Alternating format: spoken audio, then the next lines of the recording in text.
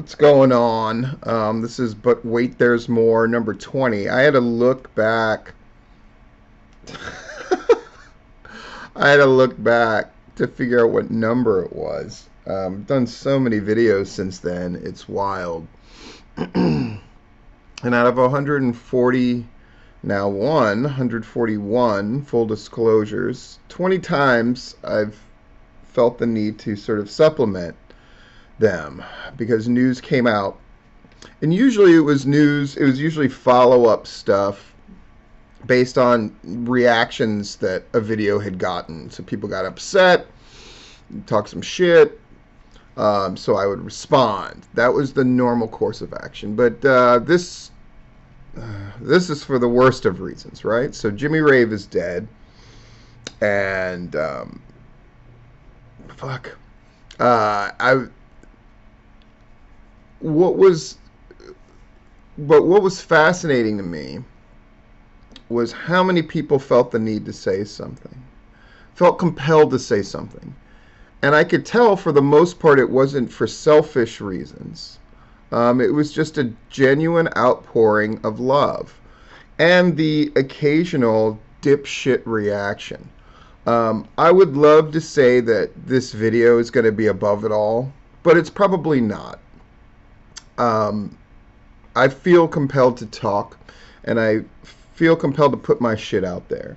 There is going to be a a tipping point, excuse me, where people are going to talk about Jimmy Rave, and it's something that Larry and I are putting together. Really, Larry. Um, I'll just be honest. I work ridiculous hours, so 2:30 to 11. But I told Larry I would be available during my lunchtime, my invaluable lunchtime. But I would much rather talk about Jimmy Rave. But because there's no doubt I'm going to miss things there, I just wanted to sort of lay it all out here. Um, I got a few hours of sleep. And something that I love about sleep is it is true that no matter what you're going through, and goodness knows I've been through a lot, not nearly as much as fucking Jimmy Rave has been through the last few years, but I've been through some shit, and it is true that you wake up and you feel better. And what's incredible about sleep as well is not only do you physically recover, um, you mentally recover as well, right? And I often get my very best ideas. I get woken up out of a sleep with ideas flowing through my head. And then I just feel compelled to go do them. And it's led to many, many great things. Which reminds me, I have to turn off my alarm because I have beaten my alarm. um, Day thousandth in a row. Well, not that's not true. I don't always beat up my alarm, but I usually do. Um, so Jimmy Rave is 10 years fucking younger than me. The guy is dead. And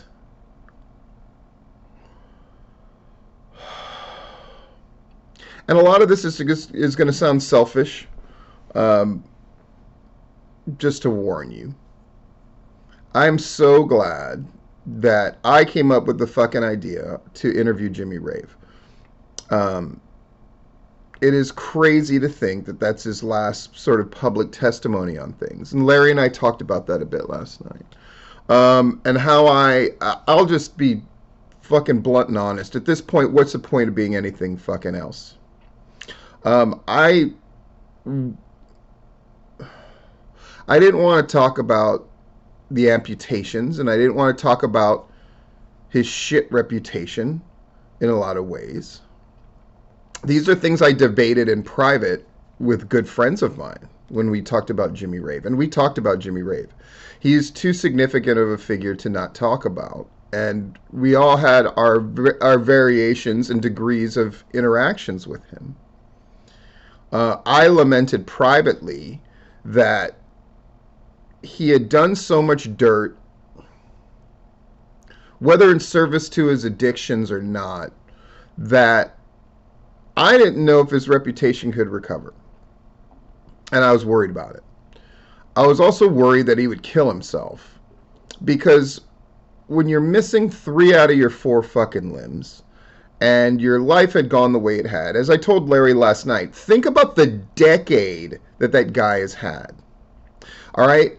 And this is going to jump all over the place, and I'm sorry for that, but it is what it is. When you think about that guy won Booker of the Year and Wrestler of the Year within a year or 2 of each other. That will never be done again. He broke the rule that someone who's great at something is incapable of teaching it when it came to wrestling. He could fucking teach you how to wrestle. And he learned how to wrestle from Murder One and somebody else. And I'm sorry I can't remember the name. But I know Murder taught him. And that guy became fucking great. That guy went from Booker to wrestler interchangeably. And he was great at both. And he was a fucking rival. Don't get it twisted. I didn't see him as anything but a rival at a certain point. I felt that I was booking the best shit.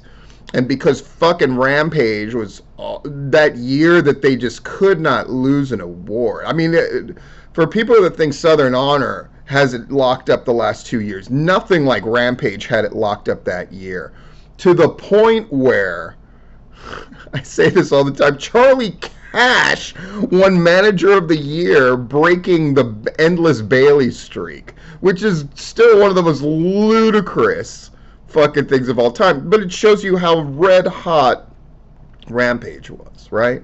And Jimmy was winning Booker of the Year again and again and again. My rivals for Booker of the Year were Jimmy Rave, and then as a team, Todd and Bill. Speaking of Bill, the thing that Bill put up announcing the death of Jimmy Rave in conjunction with Rave's daughter, that struck me this morning too. That guy's a father. Jimmy Rave is a father.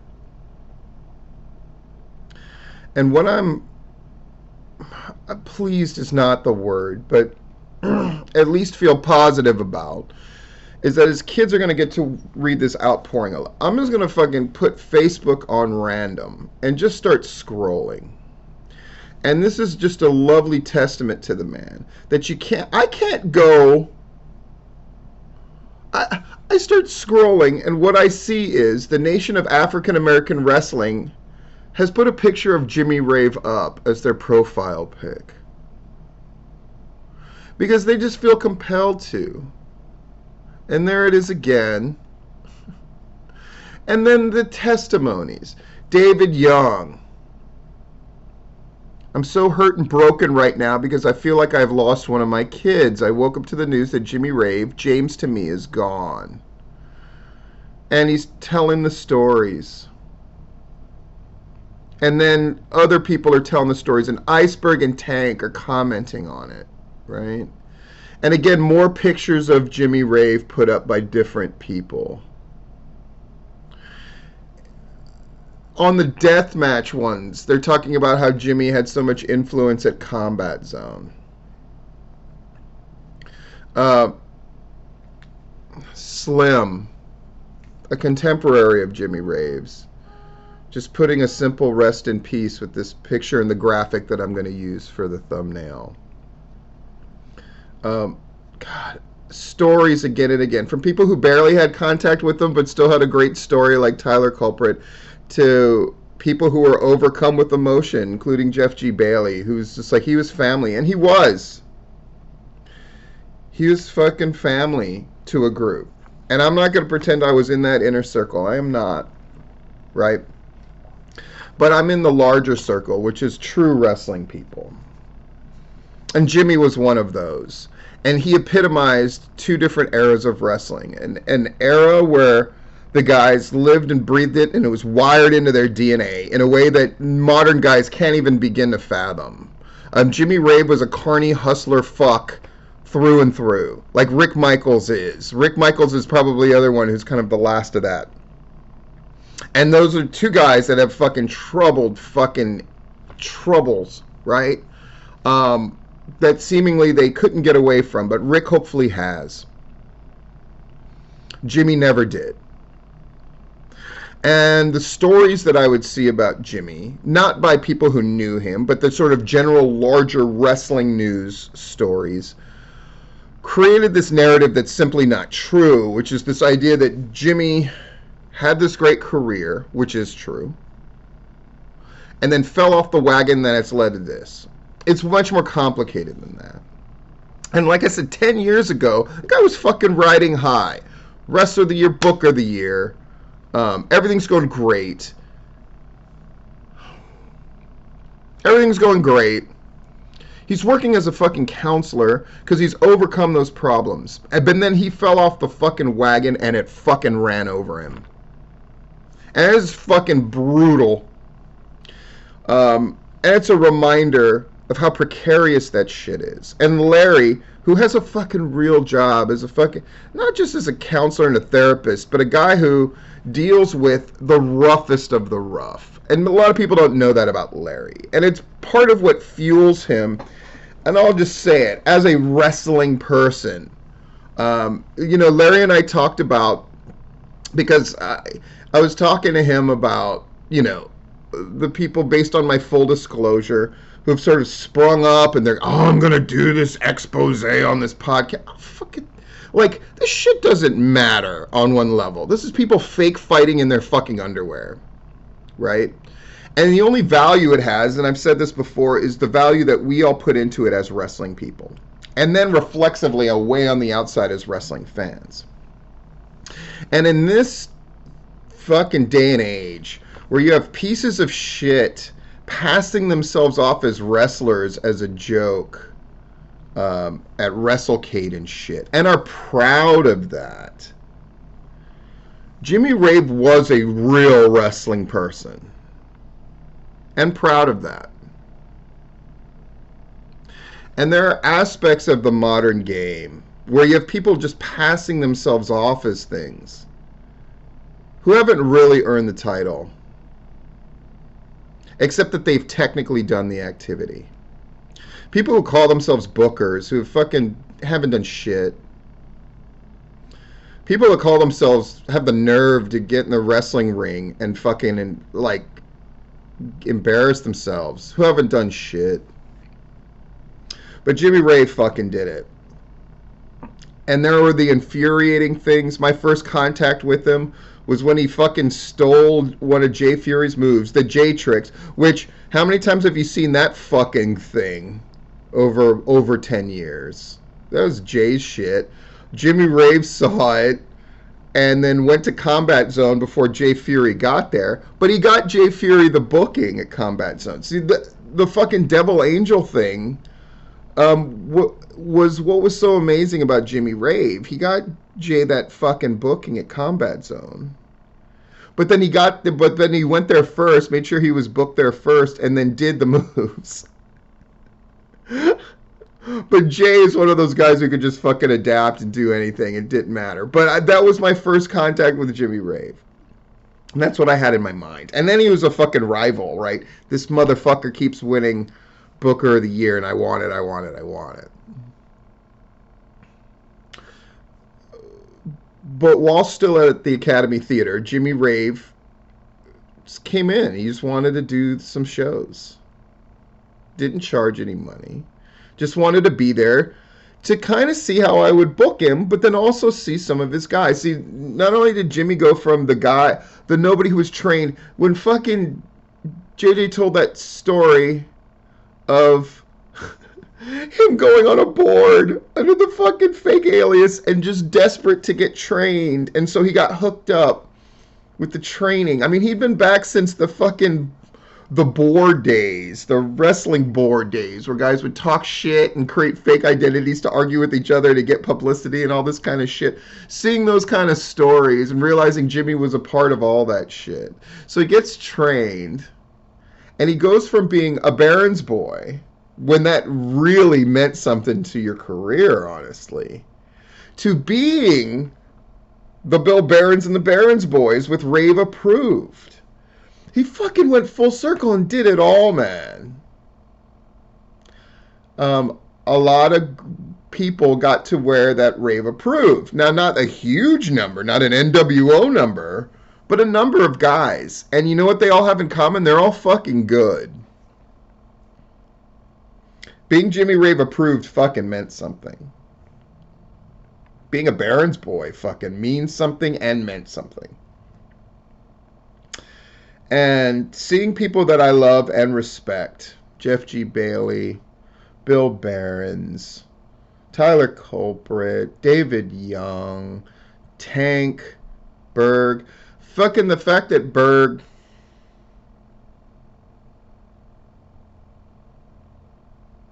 in his post talked about how he would talk to Jimmy about how they were both amputees. And did I know that Berg was an amputee? I did know. It's one of those things you get to find out being me, right?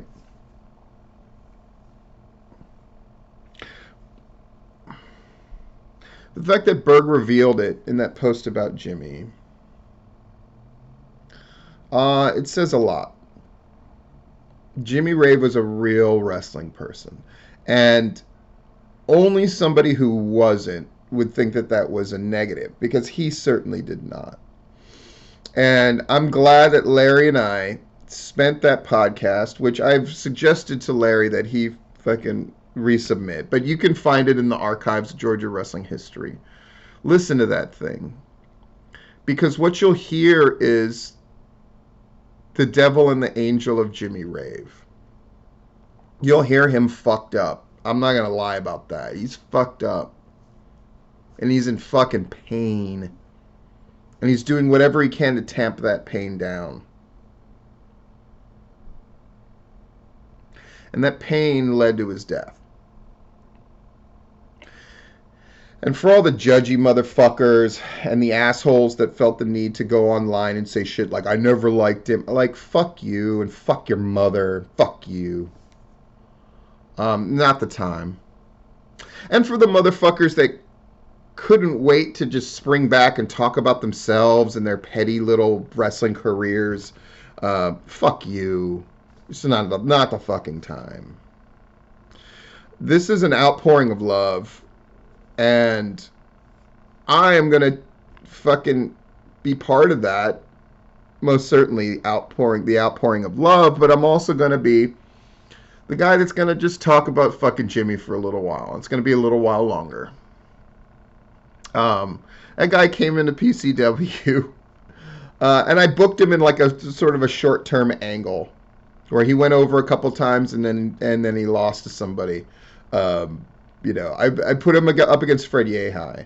Part of the development of Fred Yehai, who I fucking trained, is I put him against the great people.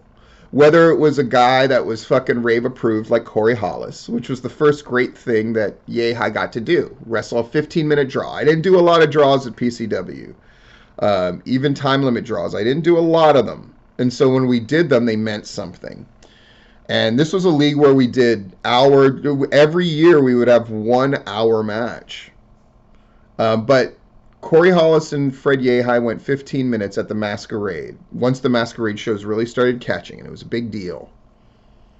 But I wanted Fred to have this ring experience with the guys who were really great. And it was undeniable that Jimmy Rave was a fucking great wrestler. And Jimmy Rave would go on to wrestle a 1 hour match with Alexander Koloff. Though at the time, sorry, my fucking mind is a little addled. He was an MGCW guy. And he became fucking good and in really good in shape. In any case, they went an hour. And when you looked at the stuff that Shane Knowles put up about Jimmy Rave, and it's fucking gorgeous. It's just beautiful. Beautifully written. That's the other part, is that all the people writing about Jimmy, except for the people who are being bitter, tired fucks, or the people who have nothing to say, because they have nothing to fucking offer, because they're not wrestling people. I'm going through a bunch of shit, right? I'm mad. I'm sad. I'm also happy. That sounds fucking terrible. But I'm happy that Jimmy's getting his fucking roses. And people are saying, well, he should have heard this shit while he was alive. He did. He got to. But this outpouring shows just how fucking deeply it wounded people. And I didn't feel the need to publicly declare, oh, I'm sorry to people that were close to him. I fucking message them privately. Or I'm saying it here. So I'm saying it here. There's a lot of people who love that guy and who are part of his life and were part of bringing him along in the wrestling business and also benefited from him being in the wrestling business. And I'm sorry. Fuck.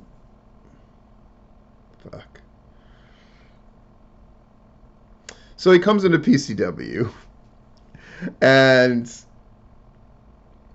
if he came into PCW from the outside, the thing that would probably, one of the things that would shock you the most is me. My pre-show speeches where I would run down the card and it would just be filled with fucking jokes. I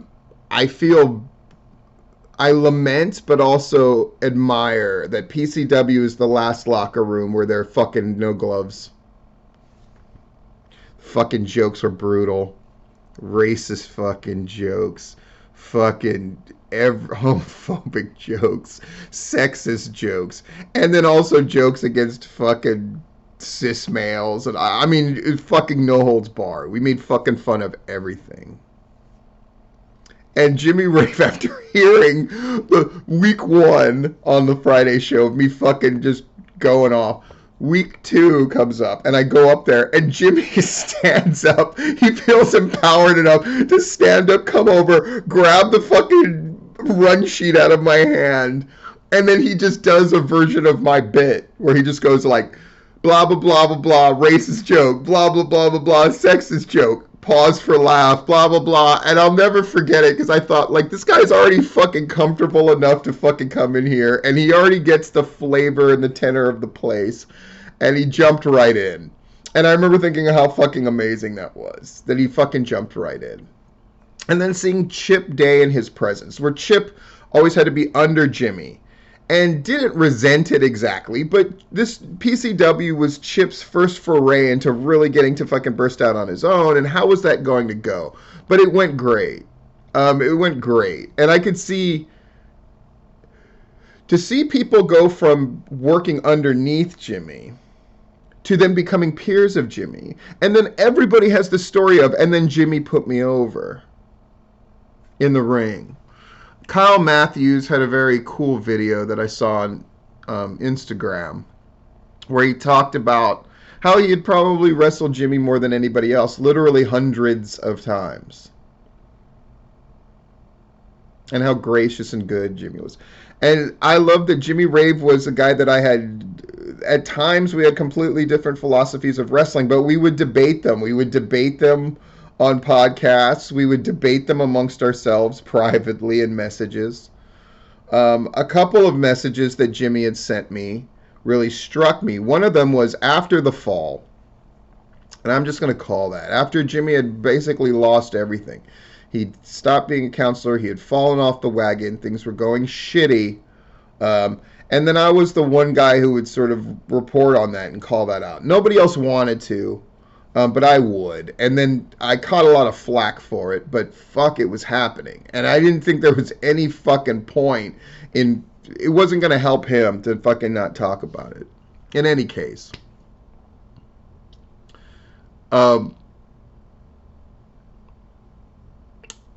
He took me leaving Georgia for Florida harder than almost everybody else. Now, there was this big celebration at Sacred Ground 3 because that was going to be my last official tenure of being in charge. And at that point, I wasn't going to come to Georgia very often. I had been coming every weekend, which is insane. But when you're a wrestling person and you love this shit, you do it. I still do it, don't I? Goddamn video covering every national... Like, I fucking love this shit. And there's just no way around it. It's fucking hardwired into me because I'm a wrestling person. I don't have to pretend to be for laughs or clout. I don't have to make too much of my fucking tenure because it legitimately happened. But Jimmy wrote me after I'd left, and he's like, I wish you were still here so we could make magic together. And there was so much pain in that statement.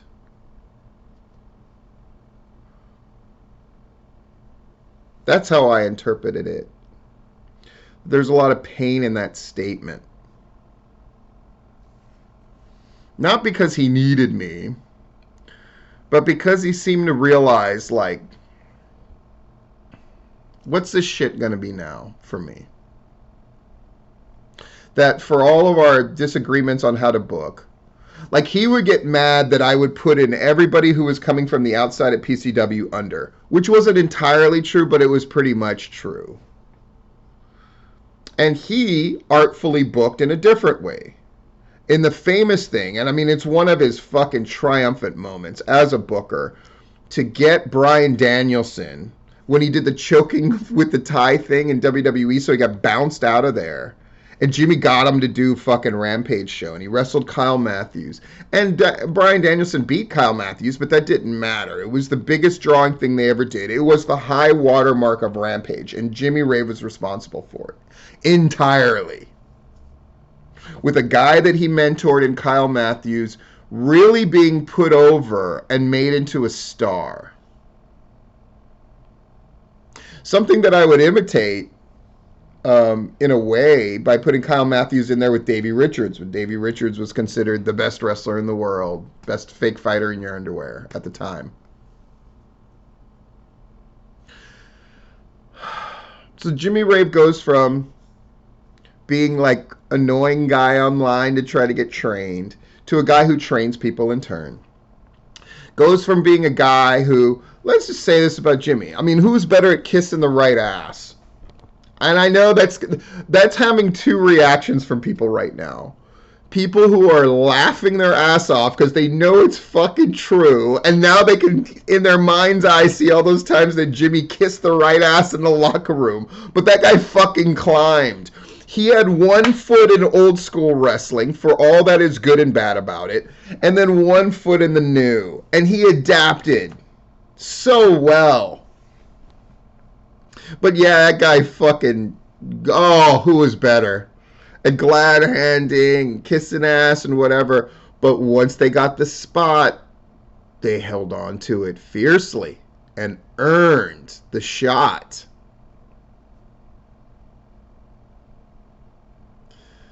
Politicking, backstabbing, but also the most gracious.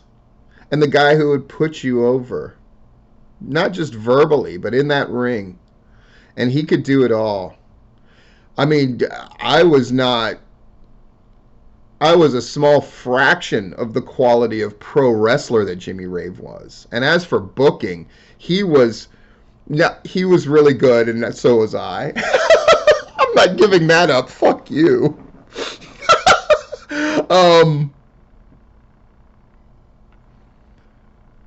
Again, is anyone ever going to win Booker of the Year and Wrestler of the Year? No. Just him.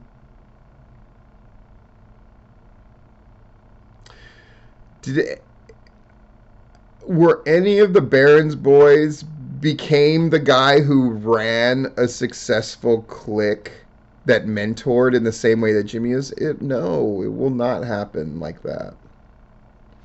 He's very unique in that way. He's one of the last of the guys that had their foot in both worlds and really epitomized. You know, when I was thinking about the Flair versus Hogan debate, which will never end. And no matter what bad things Flair's done or how he's embarrassed himself, at the end of the day, Flair is the epitome of pro wrestling of that era. Good and bad, and the rise and the fall. And Jimmy Rave really epitomizes a certain era of wrestling as well. The last of the guys that lived too hard, but really embodied this shit. It was really part of him. And frankly, looking at a lot of the hangers-on in this wrestling shit in the state of Georgia, it does make me a little sick to my stomach.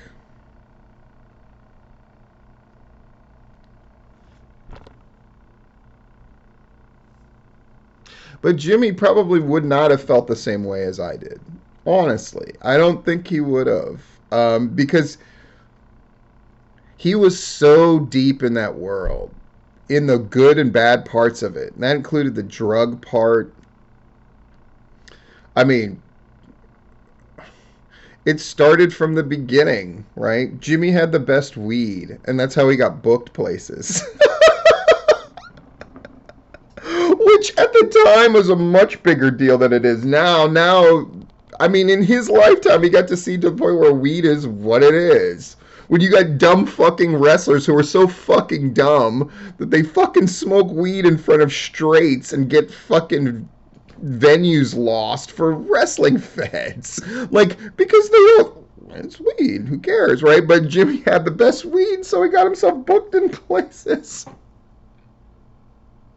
What's more fucking pro wrestling than that in the late 90s and 2000s, early 2000s?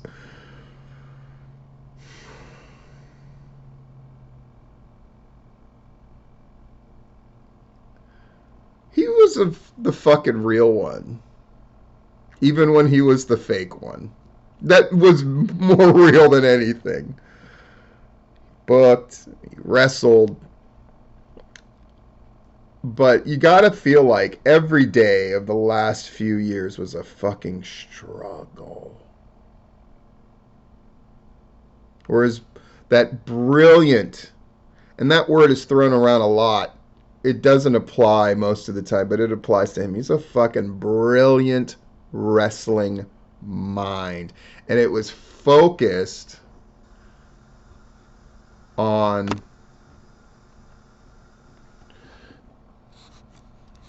I like this new webcam. Do you like it? I like it. But this new webcam, it shows every little blemish, every little thing. But it's real. I like it. Sorry. But that brilliant mind the last few years was focused on surviving and scoring.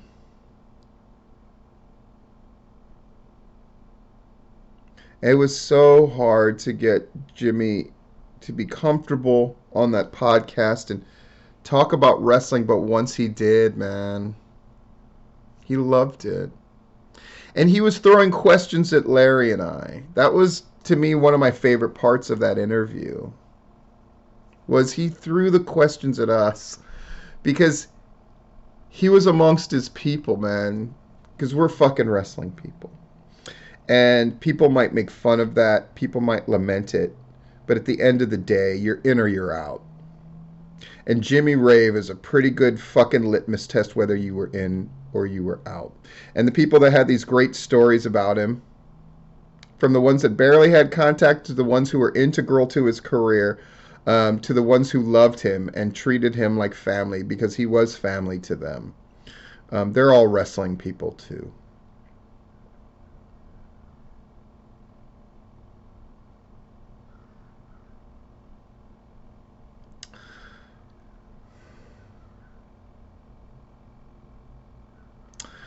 I just don't care on one level about the people who line themselves up in the shadows or outright and want to say their thing against me. I'm going to take a break from that shit for a little while. Because I'd rather celebrate and also think about and also talk about Jimmy Rave. That motherfucker was wild. Motherfucker was wild. And, God. I think about how many people who loved him and knew him crossed paths with me, either through at the very least, the podcast. I mean, there's not a person that I fucking read telling some great story about Jimmy, or pouring their heart out about how much they're going to miss him and how much they loved him, who we haven't talked to on the podcast at the least. But a ton of them I've booked, a ton of them I've interacted with, a ton of them I've clashed with. But this shit doesn't matter. If you mattered to Jimmy Rave and he mattered to you in a significant way, oh, fuck it. Bygones.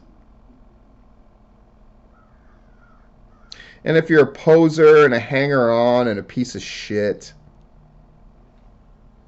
you get a respite. But Jimmy Rave, amongst many other things to many other people, and to me too, was a rival. And a fucking worthy rival.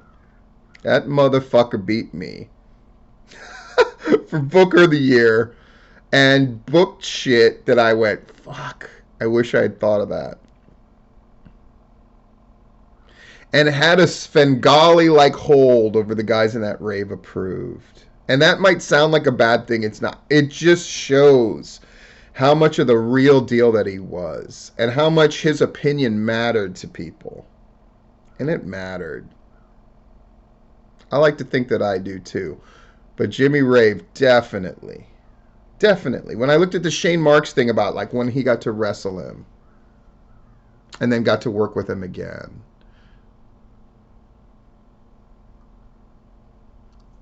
That guy touched every part in some way, shape, or form in this wrestling business. Where I saw Adam Pearce put up a thing about him. Jericho put up a thing about him. Ring of Honor at the eve of their greatest triumph and ending. Let's be real. Put up a thing about him. I would like to think that Jimmy Rave would be really happy about that. But I'll remember Jimmy Rave, just me personally, as a rival and a peer and the guy who flew too close to the sun. But I like to think that he fucking actually touched the fucking sun too. And a bunch of people benefited from the reflected light of him doing so. Rest in peace, Jimmy Rave.